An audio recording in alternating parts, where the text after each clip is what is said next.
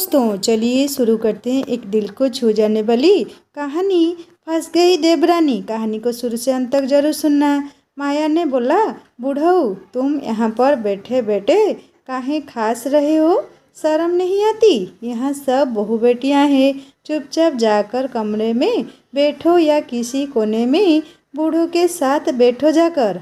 आज गजोधर के छोटे बेटे कार्तिक की शादी की तैयारियां चल रही है। गजोधर कुछ बोल नहीं पाता और चुपचाप घर के बाहर निकल जाता है। माया ने बोला, ये बूढ़ा हमेशा मेहमानों के सामने हमारी बेइज्जती करता रहता है। मैंने इतना बोल दिया कि कमरे में बैठो जाकर, तो इतने में घर से बाहर चला गया है ये बूढ़ा। इतने में वहाँ पर बड़ा बेटा विनोद और छोटा बेटा कार्तिक आ जाते हैं। विनोद ने बोला, अरे माँ, पिताजी को बार बार इस तरह क्यों डांटती रहती हैं? उन्हें कैसा लगता होगा? वो इस घर के मुखिया हैं। सबके सामने इस तरह उन्हें डांटोगी तो उन्हें खुद पर शर्म आने लगेगी। माया ने बोला, अच्छा तो तुम लोग भी अपने बाप की साइड लेने लगे हो आजकल। ठीक है, मैं ये कोने में जाकर बैठ जाती हूँ, फिर देखती हूँ सारा काम कैसे होता है। विनोद और कार्तिक की माँ माया विनोद के इतना बोलते ही गुस्सा हो जाती है और खुद को कमरे में बंद कर लेती है। सब लोग दरवाज़ा पीटते रहते हैं, लेकिन वो दरवाज़ा नहीं खोलती और ना ही कुछ बोलती है। नीलम ने कहा, आपको माँ जी से इस तरह बात नहीं करनी चाहिए थी। अब ऐसा कीजिए, दरवाज़ा तोड़ दीजिए, वरना कहीं माँ जी कुछ गलत न कर बैठे। विनोद ने कहा, नीलम तुम सही कह रही हो। कार्तिक जरा पीछे हटना, मैं दरवाज़ा तोड़ता हूँ। विनोद 5 कदम पीछे जाता है और भागकर दरवाज़ा तोड़ने ही वाला होता है, लेकिन जैसे ही वह दरवाजे को छूता है वैसे ही उसकी माँ अंदर से दरवाज़ा खोल देती है और विनोद दरवाजे के अंदर जाकर दीवार से भिड़ जाता है और उसे चोट लग जाती है। माया कहता है, तुम सब लोग अपने बाप पर ही गए हो। थोड़ी देर बाथरूम में जाकर हल्का क्या होने लगी? तुमने तो दरवाज़ा ही तोड़ दिया। कल शादी है, शादी से पहले इतना बड़ा अपशगुन कर दिया तुम लोगों ने। अब कोई ना कोई गड़बड़ तो शादी के बाद जरूर होगी। नीलम ने कहा, माँ जी आप ऐसा क्यों बोल रही हैं? ऐसा कुछ नहीं होगा। माया ने कहा, तू तो चुप ही कर बहू, ये मेरा घर है और यहाँ सिर्फ मेरी चलेगी। मुझे आज के ज़माने की सांस मत समझ लेना, जिसे तू दबा ले जाएगी। नीलम कहता है, ठीक है माँ जी, अब हम लोग कुछ नहीं बोलेंगे, जैसा आप कहेंगी वैसा ही होगा। अब चलिए शादी की तैयारी करते हैं। कल बारात निकलनी है कार्तिक की। देवर जी को थोड़ा समझा देती हूँ। अगले दिन कार्तिक बारात लेकर प्रियंका के घर पहुँच जाता है। सब लोग डांस कर रहे होते हैं। कार्तिक अपने पिता गजोधर को भी डांस करने के लिए ले जाता है, लेकिन तभी उसकी माँ माया वहाँ पर आ जाती है और गजोधर को घसीट कर गाड़ी में बिठा देती है। माया कहता है, चुपचाप इस गाड़ी में बैठे रहो, पैर कब्र में लटक रहे हैं और जवानी अभी भी चढ़ी हुई है।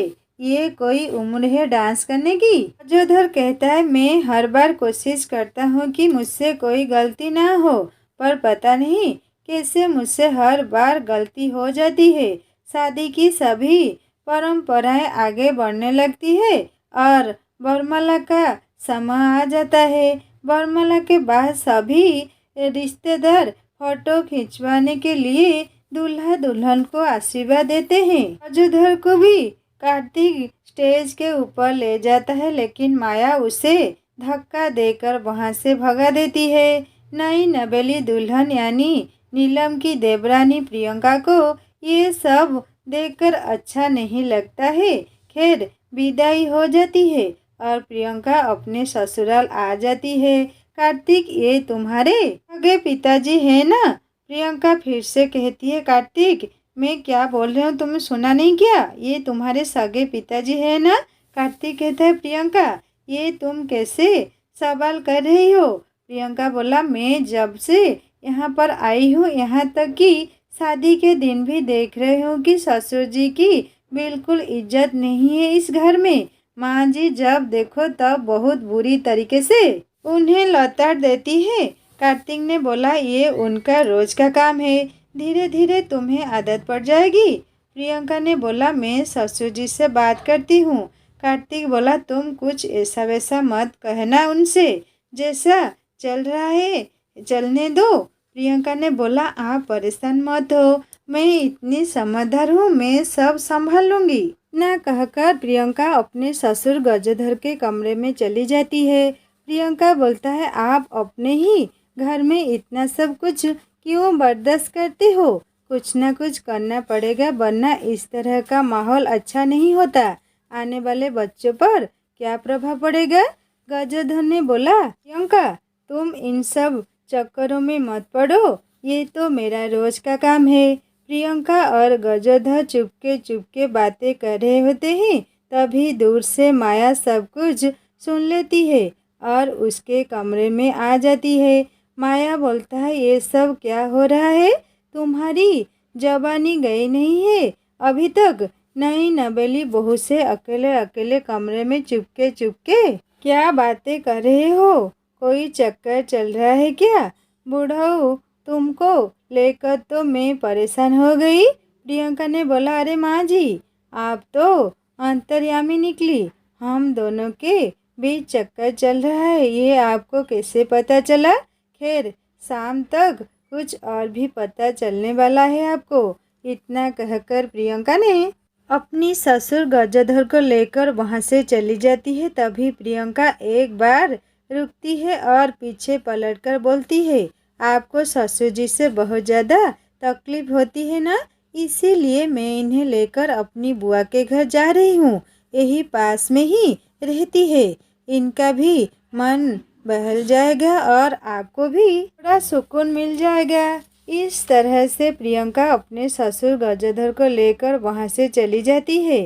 रात हो जाती है और माया अपने बेटे से कहती है, रात हो रही है कार्तिक, तेरी नई नवेली दुल्हन अभी तक गायब है, तुझे खबर है या नहीं? कार्तिक कहता है, अरे माँ प्रियंका अकेले नहीं गई है, वो पिताजी के साथ अपनी बुआ के घर गई है, अभी आती होगी। पिताजी साथ हैं तो किस बात की टेंशन है? माया के दिल में अंदर ही अंदर ना जाने क्या क्या चलने लगता है। तभी अचानक डोर बेल बजती है। माया भागकर दरवाज़ा खोलती है और जो देखती है वो देखकर उसकी पैरों तले जमीन खिसक जाती है, क्योंकि प्रियंका और उसके ससुर गजधर दोनों के गले में वरमाला थी। दोनों शादी करके आ चुके हैं। माया बोलता है, विनोद, नीलम, कार्तिक जल्दी आ जाओ, ये देखो बूढ़े को क्या हो गया है, अपनी बहू से शादी करके आ गया। नीलम, विनोद और कार्तिक भी वहाँ पर आ जाते हैं और अपने पिता को प्रियंका के साथ इस हालत में देखकर दंग रह जाते हैं। नीलम कहता है, अरे छोटी देवरानी तू पागल हो गई है क्या? ये तेरे बाप की उम्र के हैं। तुझे जब किसी बूढ़े इंसान से शादी करनी थी तो देवर जी को मना कर देती शादी के लिए। प्रियंका ने कहा, मुझे गजधर जी पहले से ही बहुत पसंद है, मैं गजधर जी तक पहुंच सकूं, इसीलिए मैंने कार्तिक से शादी की और मुझसे बकवास करने की कोई ज़रूरत नहीं है। मेरे पिता एक जज है, मेरी माँ सरकारी वकील है और मेरा भाई एक आईपीएस ऑफिसर है। तुम लोग मेरा कुछ नहीं कर सकते। पैसों के लालच में सासू माँ ने हमारे परिवार से रिश्ता तो कर लिया, अब भुगतो सब लोग, मैं इसी घर में रहूँगी सासू माँ। अब आप अपने बूढ़े को मेरे साथ इसी घर में हर पल देखोगी। अब जाओ चुपचाप, हम सबके लिए खाना बनाओ जाकर। गजधर ने कहा, ये लोग हमारे प्यार को नहीं समझेंगे प्रियंका, जिसको हमारा रिश्ता मंजूर नहीं है वो इसी वक्त मेरा घर छोड़कर जा सकता है। गजधर प्रियंका का हाथ पकड़ता है और अपने कमरे में उसे लेकर चला जाता है। कार्तिक को कुछ समझ नहीं आता। शाम को कार्तिक के पास उसकी भाभी नीलम आती है। नीलम कहता है, देवर जी अब परेशान ना हो, अगर ये बात घर से बाहर गई तो हमारे परिवार की बदनामी होगी। कार्तिक बोला, तो अब मैं क्या करूं भाभी, मैं भी दूसरी शादी कर लूं क्या? इतने में कार्तिक का फ़ोन बजने लगता है। उसकी सास का फ़ोन है। कार्तिक बोलता है, सासू माँ, आपकी बेटी को, आपके परिवार को मैंने बहुत अच्छा समझा था, पर उसने तो मेरे पिताजी से शादी कर ली। मैं भी अब दूसरी शादी कर लूँगा। उसकी सास ने बोला, ऐसी गलती भी मत करना कार्तिक, वरना पूरा परिवार पूरी जिंदगी जेल में सड़ते रहोगे। मेरी बेटी आज़ाद है, वो जो चाहती है वही करती है।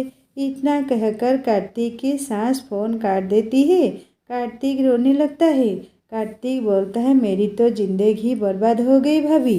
नीलम कहता है, कार्तिक मेरी देवरानी बहुत अच्छी है और दमदार भी। कार्तिक ने बोला, भाभी आप भी प्रियंका की तारीफ कर रही हैं। नीलम ने कहा, तुम बहुत भोली हो देवर जी। सुनो।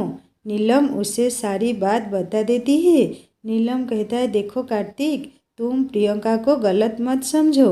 उसके घर में सभी लोग कानून के रखवाले हैं, इसलिए इससे लोग जहाँ भी गलत होते हुए देखते हैं उसे सुधारने के लिए वो लोग किसी हद तक जा सकते हैं।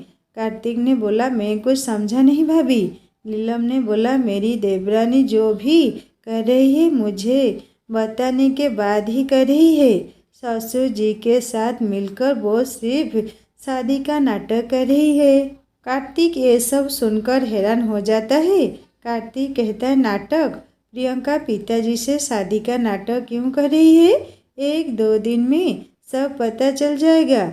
इसी तरह 2-3 दिन बीत जाते हैं और प्रियंका माया पर बहुत जुल्म करती है, उससे सारा काम करवाती है, गजधर के पैर पकड़ने तक मजबूर कर देती है। तब जाकर गजधर का खोया हुआ सम्मान और आत्मविश्वास लौट आता है। लेकिन इस सब के बाद माया बहुत बीमार पड़ जाती है और बिस्तर पर लेट जाती है। माया कहता है, मैं मरने वाली हूँ। कहते हैं ऊपर वाला हर किसी को उसके कर्मों का फल इसी जन्म में दे देता है। मैंने अपने पति की कभी भी इज्जत नहीं की, इसीलिए आज मुझे अपनी सौतन देखनी पड़ी। अंतिम समय में मैं आप सभी से माफ़ी मांगती हूँ। माया अपने पति गजधर से और बाकी सभी से माफ़ी मांगती है। तभी वहाँ प्रियंका के माता पिता भी आ जाते हैं। प्रियंका की माँ कहता है, परेशान मत होइए समधन जी, हमने शादी वाले दिन ही समधी जी के प्रति आपका व्यवहार देख लिया था, इसीलिए प्रियंका ने गजधर जी के साथ मिलकर शादी का नाटक किया। प्रियंका के पिता ने बोले, आदमी एक घर का पिलर होता है, आदमी एक घर को अपने कंधे पर उठा लेता है, इसीलिए कभी भी उसे इंसल्ट नहीं करना चाहिए। लेकिन समधन जी, आप तो इंसल्ट पर इंसल्ट किए जा रहे थे, इसीलिए मेरी बेटी को ये स्टेप लेना पड़ा। नीलम ने बोला, हाँ मम्मी जी, मेरी प्यारी देवरानी ने मुझे बताकर ही सब कुछ किया। माया बोला, मुझे माफ़ कर दीजिए जी, मुझसे गलती हो गई। इस तरह से माया को अपनी गलतियों का एहसास हो गया और सब कुछ ठीक हो गया। प्रियंका उस घर में छोटी बहू बनकर ही रहने लगी और सभी खुशी खुशी रहने लगे। दोस्तों, ये फैमिली स्टोरी आपको कैसी लगी मुझे ज़रूर कमेंट करके बताएगा। कहानी को पूरा पढ़ने के लिए शुक्रिया। कहानी अच्छी लगी तो लाइक करना, दोस्तों से शेयर करना और सब्सक्राइब करके बेल आइकन दबा देना, ताकि मैं नई नई कहानी लाने के बाद आप लोगों के पास नोटिफिकेशन पहुंच जाए, आप लोग कहानी को पूरी तरह से सुन पाएँ। अच्छी कहानी एक लेकर जल्दी आऊँगा। नमस्ते।